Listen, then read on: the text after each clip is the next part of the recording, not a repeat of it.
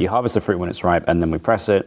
We let it ferment spontaneously, and we trust that in 6 months' time or in 9 months' time or whenever it's ready, it will be delicious. Hello, my name is Ria Windcaller, and I am the producer and cider MC of this weekly podcast, where we speak with makers, cider enthusiasts, and folks within the cider trade from around the world. Hip, hip, hooray! Bringing us into this here episode number 404 of Cider Chat, you heard from Albert Johnson. The Johnson family run Ross-on-Wye Cider and Perry Company, based in Ross-on-Wye in the United Kingdom. And that region, if you're not familiar with the geography of the United Kingdom, is to the west of London. And so that would be Herefordshire, where Ross-on-Wye is located. A little bit further to the west there, not much actually, is Wales. And then south you have Somerset. All these regions are just a cider mecca, a playground for cider enthusiasts. But it doesn't end there, because cider in the UK is branching out all over the place. We're going to be talking about what's happening in the UK with Albert in this featured conversation. We'll also be talking about the cider making practices at Ross Cider, and also events that take place there year-round that you might want to earmark on your calendar. And catching up, since our last time that we had Albert on the podcast was in 2018 with his father, Mike Johnson. And that episode is number, 194, and it was titled The Reason for Being. So I'll have a link in the show notes to that episode. We'll be getting to that featured conversation with Albert shortly, but first, we have a wee bit of news from out and about in Ciderville. It is time once again for the New York International Cider Competition. This year is the 6th annual NYI Cider Competition, and it will be held the first week of April 2024. Top trade buyers, including importers, distributors, retailers, and craft beer bar owners, will be judging the ciders in a blind taste test by its category and the current price of the cider submitted. Ciders are judged by top trade buyers in the industry, as if they were buying for their own business. As a result, cider brands get insider info on how their ciders rate for retail shelves in terms of style, price point, and taste. Your ciders do not have to be sold in New York or the United States. The New York International Cider Competition is open to all commercially produced ciders from around the world. Winners of this cider competition receive a 2-inch physical medal, a digital image of their medal, and a numerical score. For more info and registration, go to nyicidercompetition.com and sign up today. The New York International Cider Competition is a proud sponsor of Cider Chat. Submit your cider today. Go to nyicidercompetition.com, that's nyicidercompetition.com, and help keep cider going up. If you are one of those cider fans out there who likes to try different ciders from around the world, and you follow different people, different producers making their product, you may have heard of a producer by the name of Jacques Perry Pears. And he has a cidery called Ciderie du Vulcain. So the Vulcain kind of looks like the word Vulcan from Star Trek, only it's spelled Vulcain.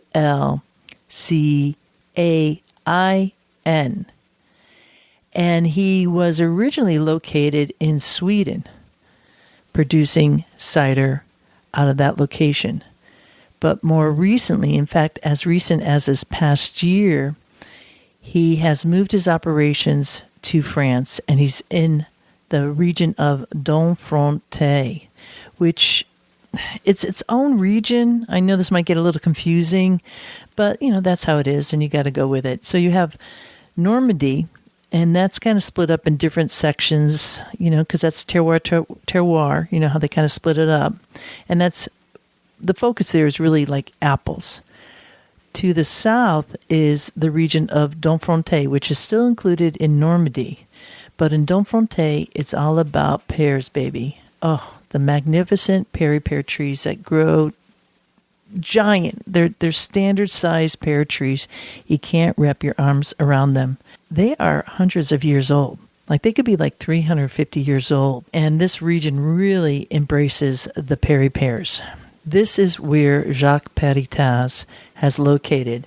And he and his domain, Ciderie du Volcain, is one of the stops on this tour. So we're going to be spending an afternoon having a tour and tasting with Jacques. Reservations, a couple seats left.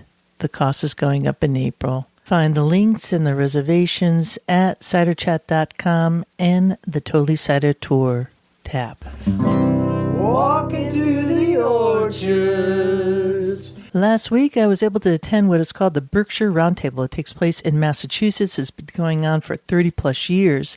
It was spearheaded by author and orchardist Michael Phillips.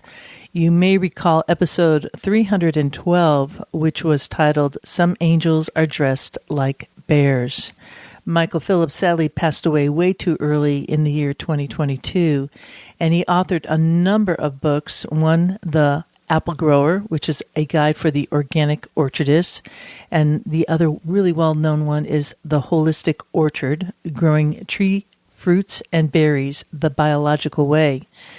And he is also written other books too. So the group has continued on despite this great loss of this magnificent fella, and is meeting once a year in March at a local retreat, if you will.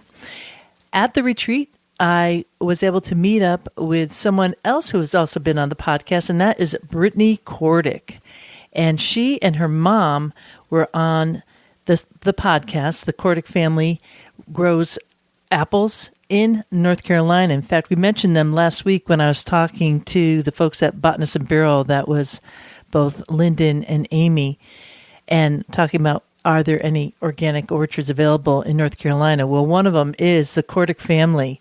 So if you want to check out that episode, that's number 369, Baba Yaga and Holistic Orchards. And wow, what a story. They are, as far as I know, the only mother and daughter team working it as orchardists in the U.S. Pretty cool.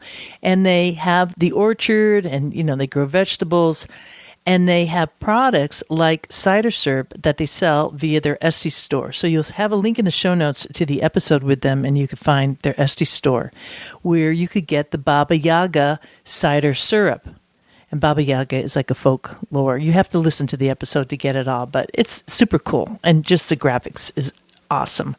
Well, anyways, when I saw Brittany at the Berkshire Roundtable, she handed me an envelope and a bottle of pear syrup. So they not only have cider syrup, they now have pear syrup, and I cannot wait to open it. I'm going to do that as one of my Bottles on My Desk episodes. They'll be getting posted to the Cider Chat YouTube channel. Please subscribe to that so you get a notification when it goes live. I'm so excited to taste that. And in the envelope, I didn't open it right away. I came home, I opened it, and I thought it was going to say hi and all that good jazz. But there was a check to Cider Chat, which that just means so much. So much. It was like an extra step that she took, and an appreciation for the podcast. Not only that, talk about connectivity with the podcast. She told me that a Louisiana maker had heard the episode where they were talking about having this surplus of apples.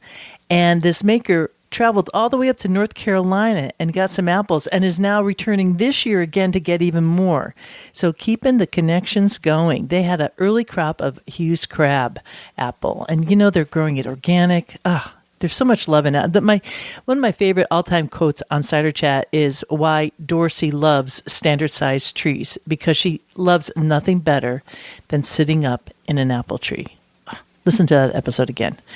All right. So thank you, Brittany. Thank you to the Cordick family, all that you do. So happy to know that it is happening in North Carolina for you. And great to always see everybody at the Berkshire Roundtable. Up next is our featured presentation. Albert Johnson was last on this here episode in 2018 when I was visiting he and his father, Mike Johnson, at the Ross Cider Fest. So once again, there'll be links in the show notes to that episode.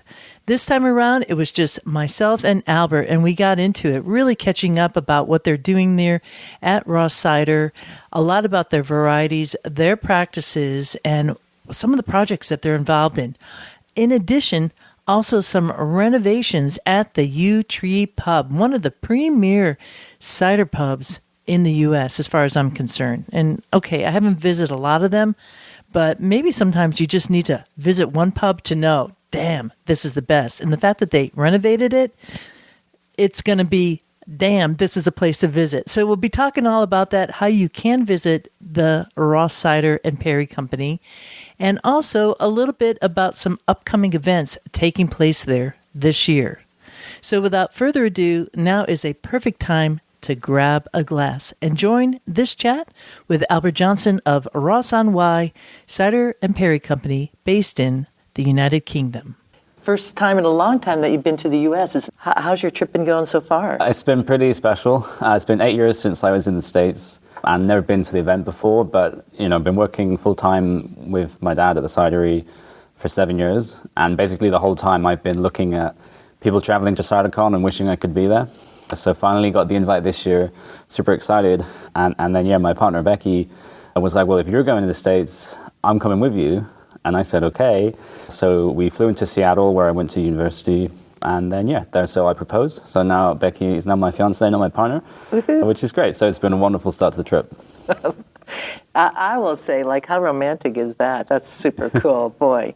And, the guy smiling, from ear to ear, just a lovely couple. So many blessings on your house from now into the future. Yeah, thank you, Ria. Yeah. You're amazing people. All right, well, so we got that good news. Let's dig into what's happening at Ross Cider, and just to give folks, up to date, the location, where you are, what's at the farm, Broom Farm, and what we could expect. I'm fourth generation now of my family that's living and working on our farm, which is a 65-acre apple farm in south of Herefordshire, which is in the West Midlands in the UK. We're not actually part of the West Country, so to speak. We're kind of just above that. But Herefordshire is instead as part of the Three Counties region. And the farm, there's always been apple trees there, but we really started to grow them from 1978 onwards. We were supplying fruit to Bulmers when that was an independent business, then eventually owned by Heineken. And along the way, my dad, with my granddad, started to make cider himself and made a little bit more all the time. Until now, here we are, we've just done our biggest ever harvest, where for the first time ever, we produced more than 100,000 litres of juice. Leading the harvest, me and John, who's been working with us now for more than 20 years. And my dad finally able to take a little bit of a step back, which is long overdue. So it's been a real journey for the farm. And now we're not selling fruit to anybody, but we were able to sell some of the juice, so it's not all for our own cider production, which is what we need to do, because we have 45 acres of bush orchards, apple trees planted between 1978 and 2001. We're not a organic farm, but that's kind of the holistic approach we have to farming. We don't use sprays or pesticides. We prune by hand, this kind of approach. But it means that even though we have a less intensive aspect of farming, 45 acres is way more fruit than we need. And that's because it was all planted to sell as apples. But the demand in the UK isn't there. Luckily, cider is going up around the world. And we're making more of our fruit, and we're doing. I could talk for the whole interview about all the different stuff we're doing with the trees, and everyone will get bored. But the big thing. No, they won't. It's just the farm. If anyone can picture it, it's up and down. It's a hilly farm, so this is part of the reason why we ended up with apple trees. Is that the terrain is not actually that good for machines because it's so steep. Mm-hmm. And they're in all sorts of directions as well. So we have north-facing orchards, south-facing orchards, west-facing, everything. And as well as our 45 acres of bush, we have another 10 acres or so of standard trees and Perry Pears. So actually, on the farm, the number of pears we're growing has come down because of fire blight, which I'm sure we'll talk about later. So we have about 20 varieties of pear, and then we have way more than 100 varieties of apple now. And that used to be a kind of small brag because some of the varieties there's only one tree, so it's not that meaningful. You don't get to taste it if we've only got one tree. But the big project that we're working on is our 2040 project, where we have an 11-acre field, all of the same variety, Harry Masters Jersey. They're planted in 2001, and they're basically all surplus fruit. because we don't need that much of one type of apple. That's not the philosophy. So in this field, we are top working the trees over, where we're grafting the trees. So we cut them down essentially to their lowest branch, and then we're putting in new varieties. So already in this orchard since 2019, we started the project. We've introduced more than 30 new varieties, and they're all going to be on a scale where they can all be expressed as a single variety. There'll be enough for bottling. And this year is actually, 5 years on, it's the big year where we've had a lot of fruit from this orchard. So we've been able to make, for the first time, single varieties from Cherry Premain, Improved Lambert Pippin, Red Styre, Stantway Kernel, and one that I'm really excited about that is, the name is escaping me, but it will come to me halfway through the interview and I'll blurt it out. I wish I could remember it right now. No, so many. Yeah. And we're talking 100 varieties, and Perry Pears is a lot, right? Yeah, I think what really makes your brand, what you're doing there, so unique from my perspective is the offering of single varietal ciders is just outstanding. I think back in 2018 when we last talked, it was like 89 different offerings that you were fermenting. At that time, yeah, something like that. It's crazy. I mean, that's just yeah, wild. And then blends on top of that. So we're just talking a lot of, like, how do you manage that on site? Like, well, that's a lot. Well, part of it is that we have a relatively hands-off approach to our production. Yeah. So we have our faith in the apple, we have our faith in the native yeast that inhabit our barn and do our fermentation for us. And I also have absolute faith in John that he's keeping everything super clean. So if you have that, then you can basically harvest the fruit when it's ripe, which actually is difficult on so many varieties. You have to know what's coming up and you have to be checking them. But you harvest the fruit when it's ripe and then we press it, we let it ferment spontaneously, and we trust that in 6 months' time or in 9 months' time or whenever it's ready, it will be delicious. But we just always have the patience to say when this fruit is ready. So we this year produced more than 180 different barrels of cider of different sizes, 30 litres up to 4,500 litres. And some of those ciders will be sold this coming summer from May, June. Some of them won't be sold until 2026. And when you're working with so many different varieties of fruit, you have to be prepared about the idea that you can't all treat them the same. But actually, once you start to realize that, then you start to embrace that fact and really enjoy it. So for us, the fact that all the apples are different and that they all do require a slightly different approach is just part of the natural way that we go about organizing our lives and our cider making and the decisions that we make all along the way. It just becomes, I think for every cider maker, the greatest challenge is that we can only make it once a year. And so that means that for a lot of us, we only get to make the cider 40 or 50 times in their lifetime. So you don't have so many opportunities to learn, but learning is so important. And with these varieties, the more times you make them, the better you are. If you're harvesting the same trees, you get better and better. And so the fun thing about our grafting project is we're getting new varieties in that we don't actually know how to work with. So, are these regional varieties that are unknown, or? Yeah, most of them are from, so for example, like Red Styre is a Gloucestershire variety. So it's always been grown in our area. Was very popular in the 1800s, enough to where it was being included in all of the pomonas that were being created at that time. But in the kind of industrialization of apple growing, was not one of the varieties that got selected for its volume output. So it's kind of been lost a little bit to time, and it's just survived in like abandoned orchards or museum orchards. So we're now making a cider from that, and it's our first time making it, and there isn't really that much information out on who else is making it. And Red Styre, there's one guy, Seb Cider, near us, always at our cider festival. Definitely. He makes it, but otherwise no one. So there isn't that kind of body of knowledge that you can go off like there would be if you were a new maker and you were planning dab in it. Yeah. Everyone would be able to say, oh, this is how you need to treat dab in it. Right. But we're learning in the new varieties, so the ciders we're making from them, we hope they're going to be good, but we also think, well, if it takes us 10 years to get them to where they're really as good as they should be, then that's how it is, that's life. And that's exciting to hear that. And that just shows that even though you have this like amazing setup, this kind of legacy farm, you're still reaching out, and changing and trying new things. And I think that's good for listeners out there to know. Although it's not static when you have 100 varieties, and most of those are like offered up as single varietal ciders. I mean, that's pretty incredible. Yeah, the principle of the cidery in terms of what we want to take to market is that if we can bottle something as a single variety and give people the opportunity to taste it, then we will do. So we always start from that point of view where if we only have one barrel or something, it's going to have to be a really, really good blend for us to give that up rather than give people the opportunity to drink it. And sometimes that's amazing because you have a brilliant flavor that's like unlike anything you've ever had before. And sometimes actually it's a really challenging drink. And we always do our best to put that on the label and so people aren't shocked when they open something and it's super bitter. But from our point of view, this is the story of that apple as grown on our farm, as made on the cidery. And drinking that bottle, maybe that bottle itself isn't the best cider you ever drank, but it enriches your whole perspective on everything else you get to drink.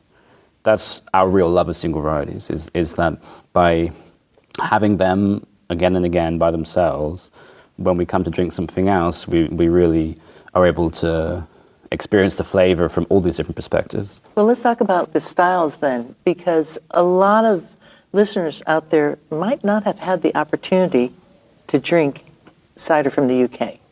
So how do you explain that to somebody who's never visited before? What would they expect? Honestly, versus the so US? Difficult. It's so difficult Yeah. because one of the challenges I think that we have in the UK is that we're not like the Normandy or Brittany or Asturias or the Basque Country, where there is a very distinct, strong regional style.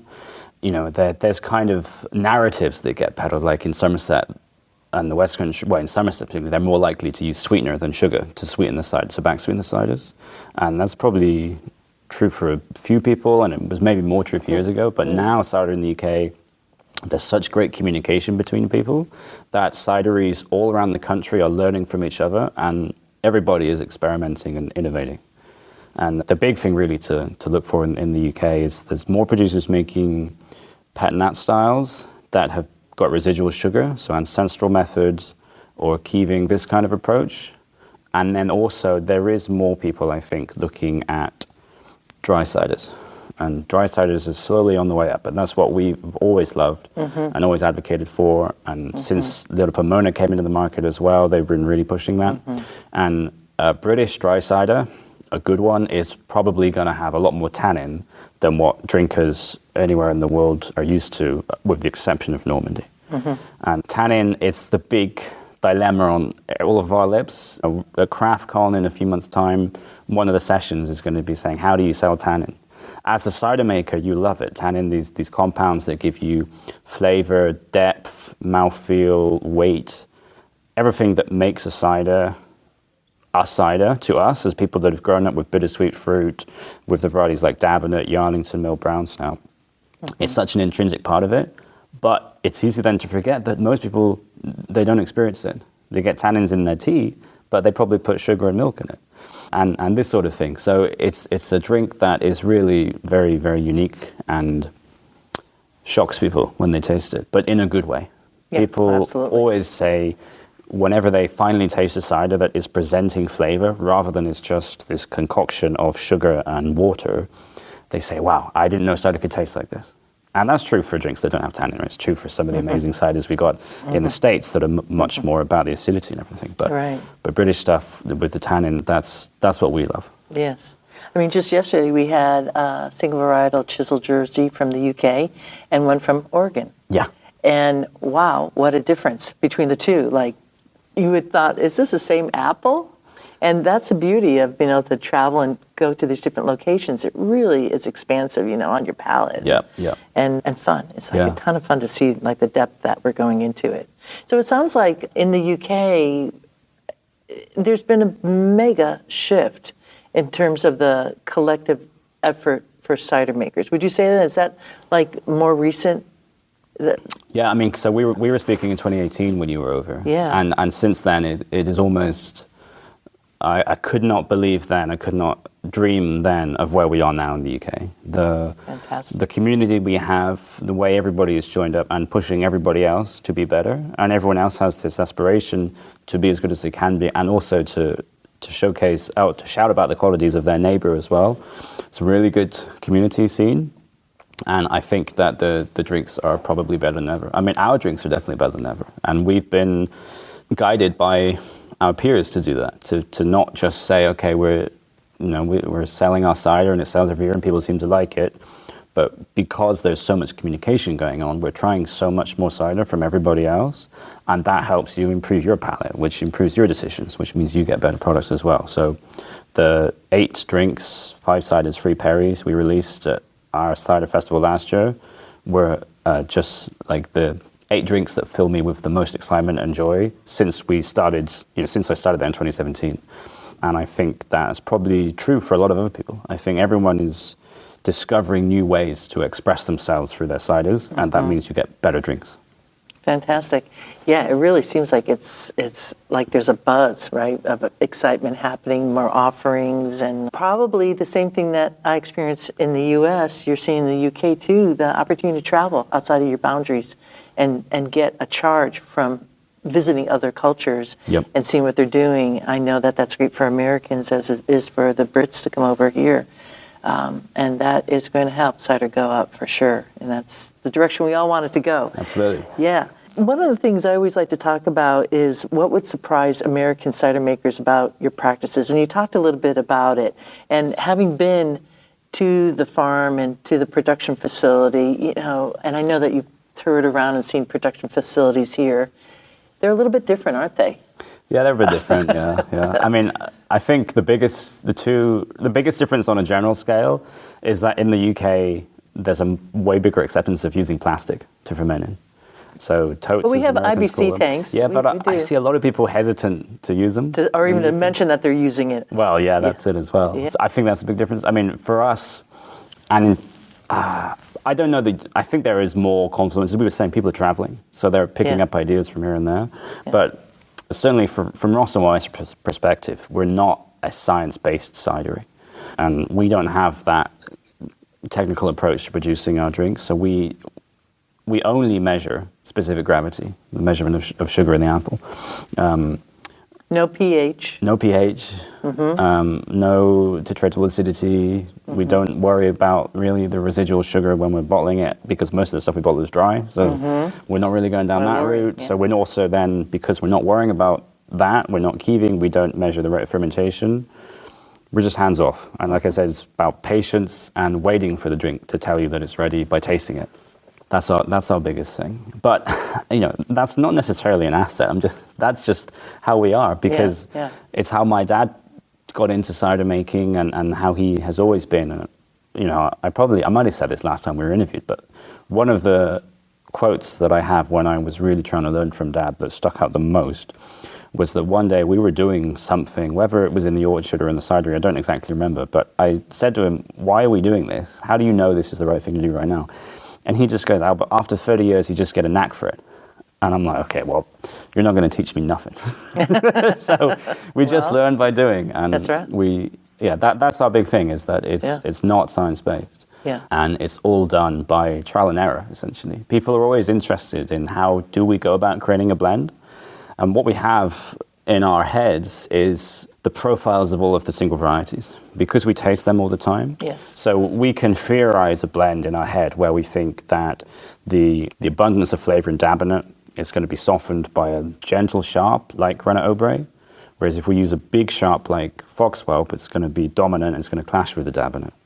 And then we've got a little bit of acid, a little bit of Dabinet, but maybe if we use a sweet variety like Sweet Coppin, it's going to elongate the flavor and give the whole thing more balance. So we might theorize that blend, but then we taste it, and if we don't like it, then we go back to the drawing board. But we just have this idea in our head of what all of the shades of color are from all of the varieties and how they're going to go together on the page. I really want to encourage folks out there in Ciderville listening and maybe hitting rewind on what that blend that Albert was just talking about. That will work for him and what they're doing at Ross. But for you out there making cider, it is the hours. Like they say, a master is like 10,000 hours, right? And look at what your dad has, and look what you have at this point. It takes practice. And I like to say you can't grow corn out of a book. Yep. You need to step out of the clinical, out of the study, and actually just do trial and error and taste and practice. Completely. And you were saying about the chisel Jersey. Everything grows differently everywhere else. Totally. One of my dad's favorite memories is that in 2018, early 2018, Darlene Hayes came over to visit us, and we had a 9-bottle tasting of Kingston Blacks from all around the world. And the differences between the west coast of the USA, the east coast, the British varieties, and the ciders we had from New Zealand, they were all so Completely fascinating. different. You could get that they were Kingston Black, but what they presented, the kind of intensities of color were so different. I always kind of say as well, when people are talking about, because also the vintage comes into it. So our, this Dabinet Renner Obracey Coppin blend maybe works in one season and not the next, because the Dabinet doesn't present the same flavor every year. That also has nuance and changes every year. And I like to think that it has the same silhouette on the infrared heat map, but different parts of the silhouette are bolder or less bold depending on the year. And you only can find out the right thing to do by tasting and testing. Tasting it, and everybody's palate's different. Yeah. No matter what you might like might be a little bit different from somebody else, which makes me go to the next question. Do you have a favorite cider, apple, or blend or single varietal? So most people will know, if they've ever spoken to me, that I won't shut up about Brown Snout, which is my favorite apple, definitely. It's a bittersweet variety from Herefordshire. There's not that many varieties that are actually from Herefordshire, so a lot of the varieties we grow on the farm are from Devon or Somerset, or they're French. So it's amazing to have a variety that's really local. And for me, Brown Snout, what sets it apart is that it has a unique texture. Bittersweets, they're about tannin, right? So they have grippiness, they have roof of the mouth tannins, they have metallic flavors maybe, they have all this stuff. But Brown Snout produces a flavor like no other apple. It's the smoothness of it, it's like silk on your tongue. It's amazing, and has a little bit of lemony flavor as well, and it's brilliant. But the thing that breaks my heart about Brown Snout, and this seems to happen to every variety I says is my favorite, because we lost our gin pear trees to fire blight. Yeah, that was traumatic. Yeah. I remember that. Oof. Massive 45-year-old trees that just overnight, basically, were ravaged by fire blight and destroyed. But our Brown Snout trees, we've put them in our grafted orchard because we didn't actually grow them on the farm. Or rather, we have about 5 trees that were grafted in 2014. Oh, okay. We used to buy them from our neighbors, but they ripped out their trees when their contracts ended to the big suppliers. And we weren't going to be able to buy enough to maintain them. So we lost our supply of it for a few years. So in 2019, we grafted a row of it. But last year, John had to spend 2 days pruning the fire blight out of them. And I hear from my friend Matt Moser-Miller from Ohio that Brown Snout is terrible for fire blight in the US. It's, that's really worrying, because I love it. It's my favorite. And the climate change, what are you seeing there? Yeah, I mean, fire blight, for people who don't know, it's this bacterial problem that affects all palm fruits, but pears are very susceptible to it. And generally in the UK, our climate has been too cold. So fire blight, even though it's existed in the UK since 1950, hasn't been a serious threat to agriculture for most of that time. Mostly been dormant. But in 2020, and possibly because the bacteria is mutated and has a new strain, it's just gone on an absolute spree. So fire blight, it's just started to surge since 2020, and we've had to cut down about a third of our pear trees since then. So, we're talking more than those 20. Really big ones, like behind the... Yeah, the saying is pears for your heirs. And Dad planted these trees 35 years ago or so. And we've been lucky enough that we've been making some great perry from them. Which is a young tree. It's still young. Yeah. But there's just nothing to be done, because the problem is with fire blight, there's no spray, there's no treatment. All you can do is cut it out. Now, there is some really exciting research coming out of Cornell about ultraviolet light, and there's phages in the US, but in the UK there's nothing. But how can you prune out fire blight that's growing on the tip of a tree that's 45 foot high on a hill that's 60 degrees inclined? It's just so hard. Well, let's move away a little bit from fire blight, because it's so sad. Picking. How do you do that? So all of our pears pretty much are hand-picked. That's primarily because pears are too soft, so you can't really machine harvest them. So, and also, as I said, the steepest hills are where we put the pear trees, because we anticipated having to have them hand-picked. But the rest of our orchards, the bush orchards, are all picked by machine. Which actually, that's probably the biggest difference between the US and the UK, right? Is that all of our fruit is harvested from the floor. Yeah. And that is fine, basically, because the problems with bacteria from the floor are destroyed by fermentation. Right. So in the UK, it's never even been a discussion that That's you couldn't use it from fantastic. the floor. Yeah. So we have a machine. It's called a patent and grouse. And again, Cornell is like developing a similar model themselves. I see on Instagram. They I'm sure like, are. Yeah, they're like, looking at it. And thank that'll goodness. Thank help you, American Dr. makers Gregory so Peck. much. Yes. And so Bob, my dad's oldest friend, basically, he's in charge of the grouse, and because it's the most fun job during harvest, because you're driving the machine instead of getting your hands and your feet cold and wet doing the apple sorting and pressing. So it's great. But this year the harvest was a bit difficult because it was so wet. It was the wettest harvest I can remember, and it was warm as well. So the fruit didn't keep. Normally our advantage is that because we don't spray and we don't have a herbicide strip, when our apples fall, they fall onto grass, even though they're in an orchard that's laid out in a normal commercial way, where most people might imagine rows of mud going up the hill at the base of the trees. But we have grass coverage, and if it would be like 2022, it would be cool and dry, and then the apples will basically be naturally refrigerated by those conditions. And that lets them carry on ripening, because when an apple falls from the tree, it doesn't mean it's ready. But this year, they just went over so fast because it was damp, it was hot, they didn't keep, and the ground was so soft that the harvester would, if you didn't know how to drive it properly, you get stuck. Because you're trying to carry 600 kilos of fruit up a steep hill with rear-wheel drive, only with wheels that are just going round and round and round. So it got tricky. And we lose fruit every year because it's growing on hills that become impassable from the machine. So we're always balancing how much fruit can we get out of there? Is it ready yet? It's not going to be harvestable in a week, or maybe in a week's time it will be better, but will the fruit still be good? And we have these discussions in the morning every day. So at Ross and Y, when we're in the harvest, we don't really say on Monday we're doing the Dabinets, then on Tuesday, Wednesday we're doing Biscay, then we're doing Ashburn. No, I have a huge board with all the varieties on, and we're thinking at the start of every day, what are we going to do today? And even during the day, we changing it up. Changing it up, yeah. Wow. What's ready? How much of something is there? Because we don't know how much there is. We might press. I think probably the most varieties we pressed, single varieties on one day last year, was probably 7 or 8.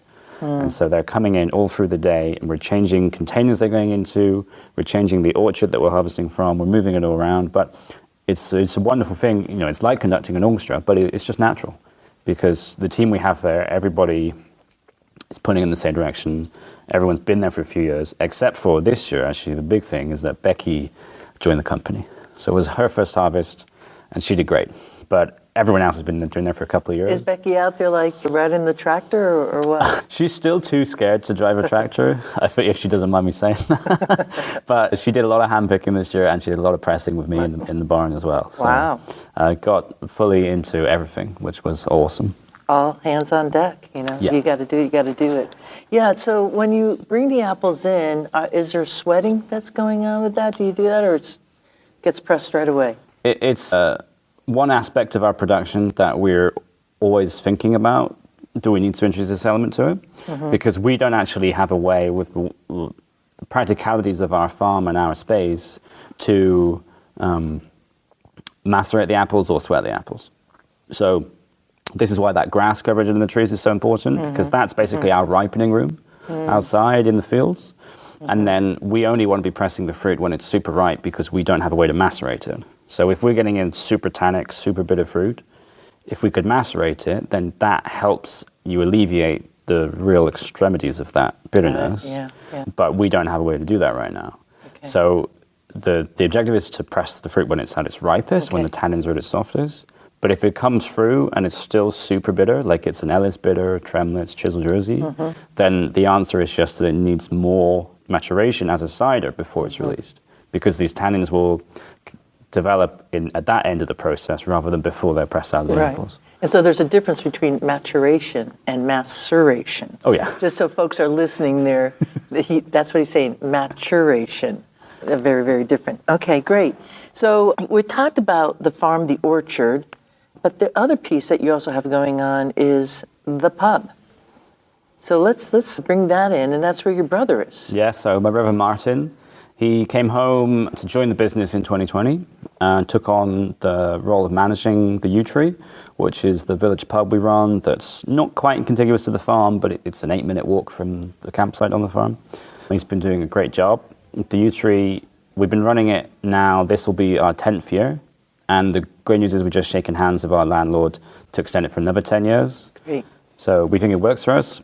It's been a learning curve over those years. When we took the pub on, it wasn't in great conditions. There's been a lot of investment to modernize it. And actually, as we record this, the pub is currently shut for renovations.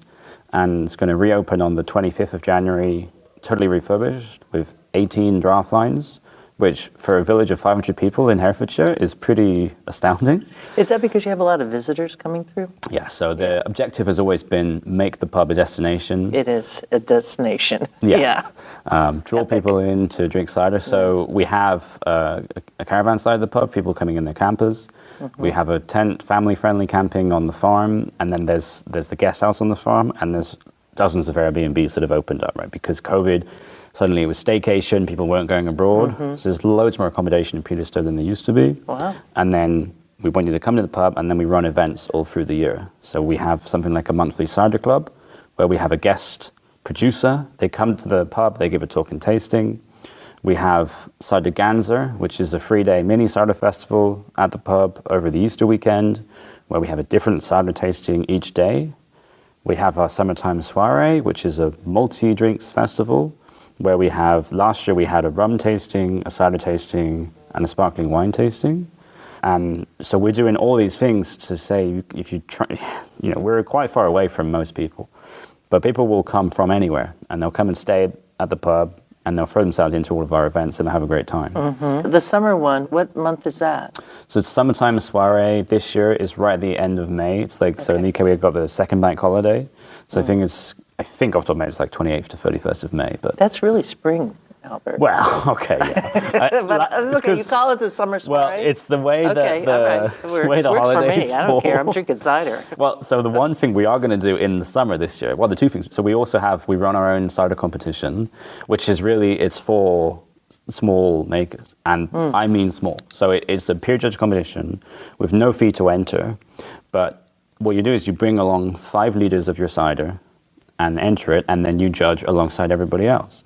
And so it's not a commercial competition. There's no grand marketing for the winner. But it's kind of like the Bath and Weston, isn't it? Like where you're bringing but at the Bath and West, you're not judging yourself, right? Someone else is there. So this competition is not really about the competition, but it's about the community. It's about hobbyist producers coming, everybody talking, and everybody learning from each other at this event to make better cider. And what we do, the fun thing is, you enter 5 litres, but you don't need 5 litres to judge. So everything goes on sale, and then all the proceeds from that are donated to a local charity. So it's a great, really lovely 2-day event.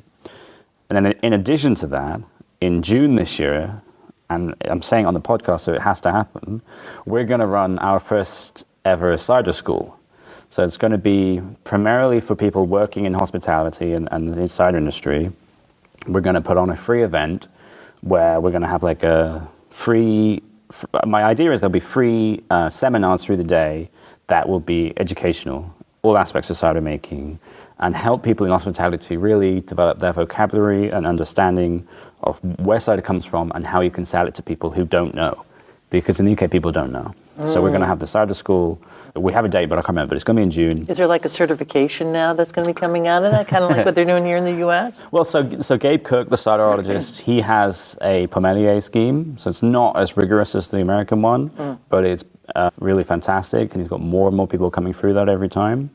And the cider school is going to be a little bit less formal than that, but we could give everyone a certificate saying I went to Ross Cider for school and all I got was the certificate. Or all I got was a cider. I think I've wanted to do that event for a few years, and I think it will be great for us because in the UK one of the challenges with the market is that there's only a few distributors, and they're only working mostly in small regions. So a lot of our business is working directly with a bar, even if they're across the country from us. I could give a shout out to Station House in Durham, where they will buy a pallet direct from us for their bar. And so that came about because we started the relationship, we started chatting to each other, and they then threw themselves in and learned all about cider. Right. And when someone does that, they suddenly think, oh my, this is amazing. I want to sell this. So the cider school is trying to give that opportunity to more people. That's really brilliant. Yeah. And necessary. And it's all about education. So here you are just kind of like making it happen. All right. And let's talk about the big event that always has been happening now since, I don't know, like 28 years or something. Not quite 28. So the first one was 2001. So a long time, the Ross Cider Festival, Ross Cider Fest. First years it happened at the pub that we now run when we didn't run it. Oh, okay. And yeah, so my dad had a marquee up there for the cider festival, but the landlord at the time at the pub wasn't really interested. And so didn't really work with Dad on it. So Dad said, okay, look, I'll just do it on the farm. Yeah. And those first years, it was it's still in the farm barns, but at that time the barns had no insulation, no floor. It was hay, Just a dirt hay floor. Yeah, okay, yeah, wow. really proper rural. Yeah, and so just an idea of the barn, and this is where you're doing production. It's also where a bar, there's big barrels set up, and that gets cleared, and that's where there's dancing and music. Yeah. So we have 2 barns on the farm. One of them spends most of the year as the main warehouse, where all of our bottled stock is kept. And then the other one is our production barn, where we do the pressing and where all the fermentation happens, and where the IBCs are most of the time, and where the bulk fermentation is happening. For the cider festival, it's a relatively small event, so we can only have 100 people on site. But it's the perfect amount to fill the space. The astounding thing is we have to completely empty one barn because that's, as you say, where the dancing is, where the music is. So all of our bottles have to leave that barn and go somewhere else. And then the barn that they go into also has to have space for a bar and 10 extra bars for our guest cider makers that come to the festival. So this year, I don't know how we managed it, but it was amazing. My volunteer team for this year's festival was more than 40 people, and they're just the best. They're all so hardworking, and they want the festival to be a success. And most of them have been volunteering with us for more than 10 years as well. So it's brilliant. It is a fun time having the privilege of attending. It's just absolutely amazing.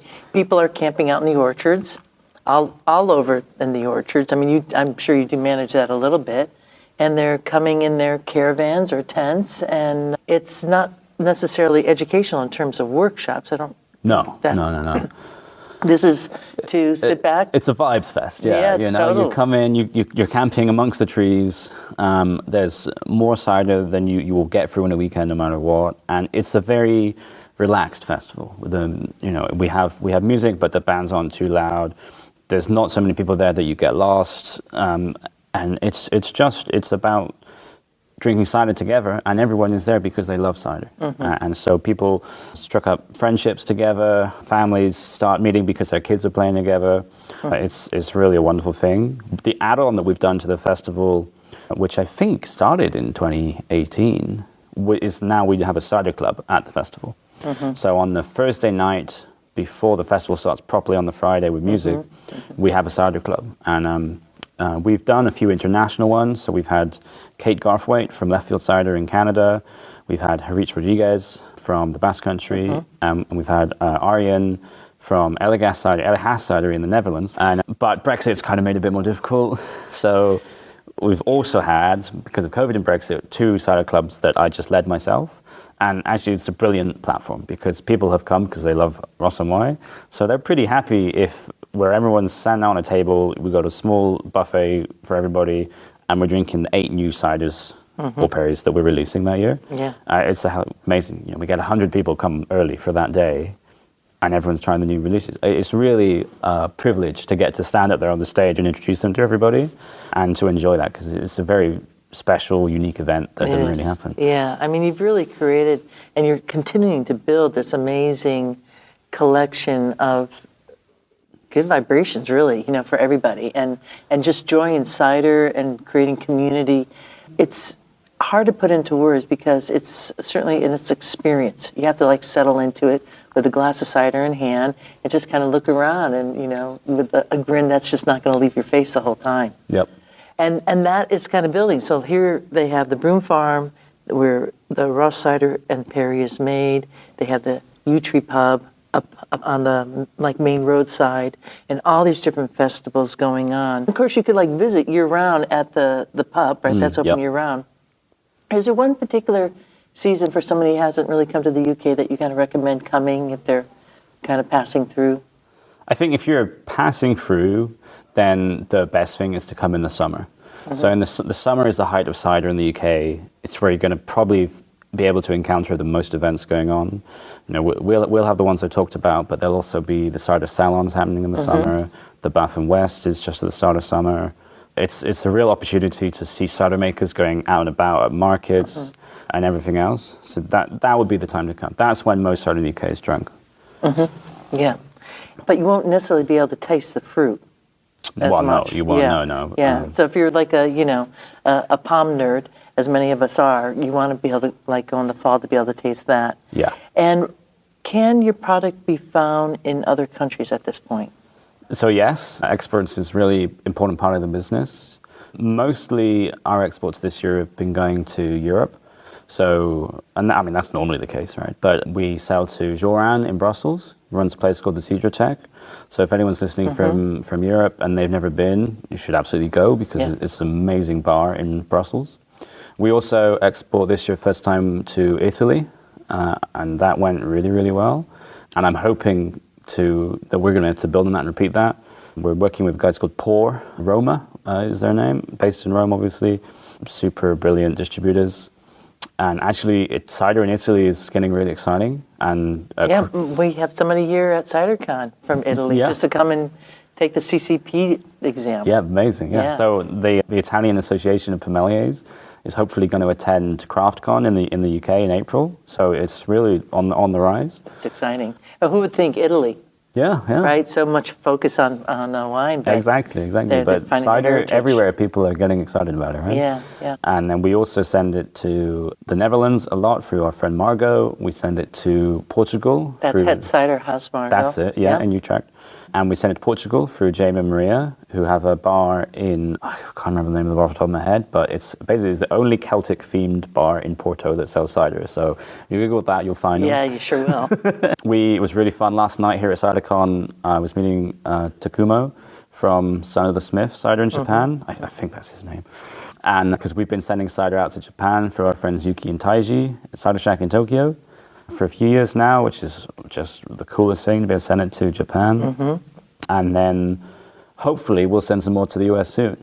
Yeah, everybody's like on their edge of their seat. US, please. Because, it kind of ebbs and flows. And this is something that's really out of the Johnson family's hands. We're looking at, world politics and all the economic factors that come into play. So, it will happen. It will happen. In 21, we were able to do a partnership with Ancho. We shared a pallet with Little Pomona, and they were able to take some of our Perry out here, and we're gonna taste some of it tomorrow because it's not all gone. So people look hard; they may find some foreign single variety 2019 still around, but unfortunately, the price of shipping has gone up a lot since then, so it became harder for Ancho to keep doing it. But the line is still open. And I really want to send some more stuff over here because it's such an exciting scene to be part of and know that your ciders are lining up with people like Dragon's Head and Tilted Shed and Original Sin and this kind of stuff is so cool. Yeah, it sure is.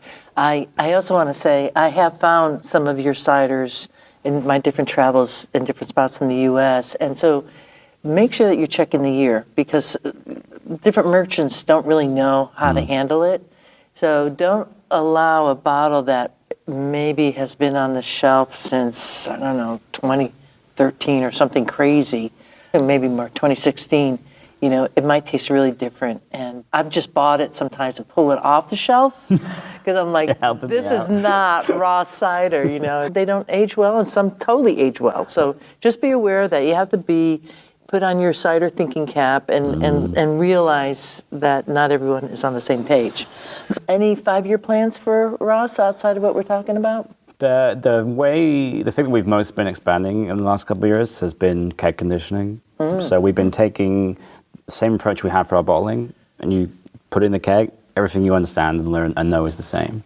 So we've been doing that. We've been trying to get our cider on tap in more places. It's so much more accessible. You can give someone a taste. You don't have to crack open a bottle.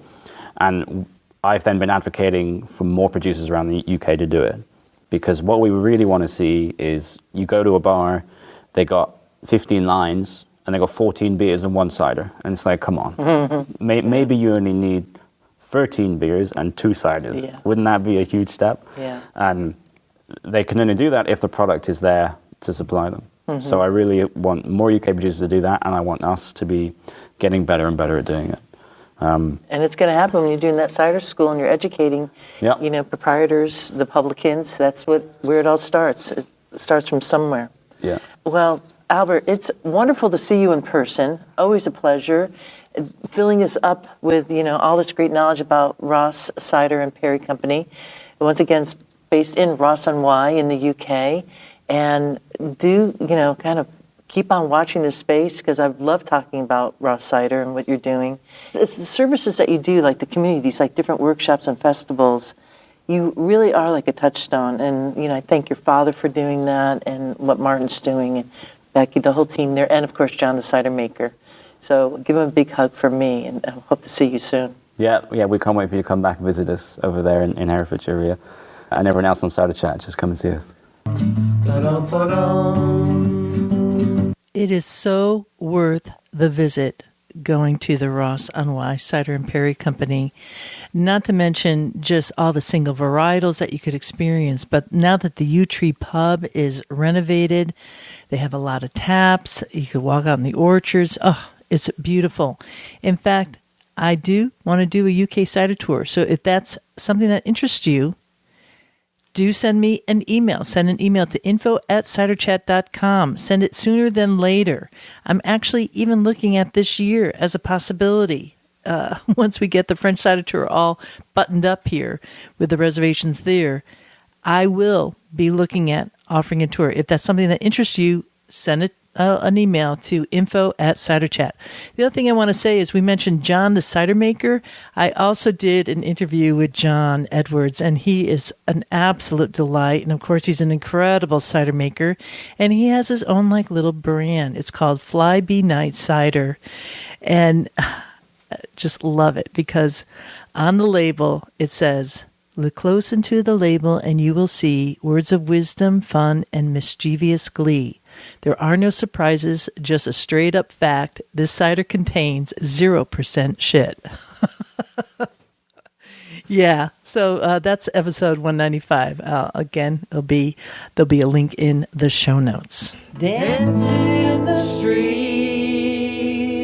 This past weekend, I was dancing in the streets in New York City because I was meeting up with my cousin from Lithuania for his first time ever in the United States of America. And he had just landed the night before. We met at the Staten Island Ferry, took that ride, got to see the Statue of Liberty, the Brooklyn Bridge, walked up through into Manhattan, and eventually made it to a play that evening called Drunk Shakespeare. I was turned on to that play by Danielle von Schreiner, who I mentioned recently when I was talking to Chef Brian Duffy. We both know her. She has been on the podcast. And back in the day, I'm going to say it was like 2016, she and Josh took me to my first ever Drunk Shakespeare experience, and it is awesome. I highly recommend it. If you go to New York City, you're looking for something that's like, well, it's right next to Broadway. Really high energy. You know, you walk in the door, they hand you a shot. It's decadent, debauchery. It's awesome. It was just awesome. It was just so much fun. I wouldn't go with my niece or my nephew, but my cousin is a little bit different, right? Anyways, we were talking about the difference between the two countries, and I asked if they had been to a grocery store yet to kind of compare. And what did they say? The first thing they said was, yes, and we noticed how shiny your apples are here. Pause on that for a second. And what they're referring to is the fact that in the U.S., we have such an ideal, such a consumer trend towards apples of perfection. But do they taste good? That is debatable. It's more for looks rather than quality. And in Lithuania, they'll find the imperfections. They kind of expect that. That's part of the knowledge that the children grow up learning, that apples are all different. Every little apple has its own kind of like shape. And that those imperfections actually mean quality. So that was rather... I didn't expect her to bring that up right out the gate to tell me that. That was just like, yowza.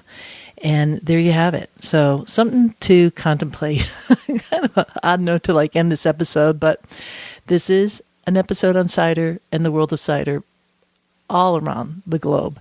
And I think it's important that we kind of keep these things in mind while we're moving forward, that people do notice quality. Yes, they do. And with that, I leave you here. This is Rhea Windcaller signing off for now. Looking forward to seeing you in Ciderville. We like cider. We like ponds. We love orchards and having fun. There is a reason. There is a reason why we do it like this. Oh yes, there is. There is a reason why we do it like this. Oh yes, there is. There is a reason why we drink it like this. Oh yes, there is. There is a reason. We like walking through the orchards, dancing in the streets, smelling all the blossoms, kicking up our feet. We like cider. We like ponds. We like orchards, having some fun. There is a reason. There is a reason why we do it like this. Oh yes, there is. There is a reason why we do it like this. Oh yes, there is. There is a reason why we drink it like this. Oh yes, there is. There is a reason. We like walking through the orchards, dancing in the streets, smelling all the blossoms, kicking up our feet. Oh yeah. We like cider. Oh yes, we do. We like ponds. Oh yes, we do. We love orchards, having some fun. There is a reason. There is a reason why we do it like this. Ba-da-da-dum. There is a reason why we do it like this. Ba-da-da-dum. There is a reason why we drink it like this. Ba-da-da-dum. Ba-da-da-dum. We like walking down the orchards, dancing in the streets, smelling all the blossoms, kicking up our feet. Oh yeah. We like cider. Ba-da-da-dum. We like ponds. Oh yes, we do. We like orchards, having some fun.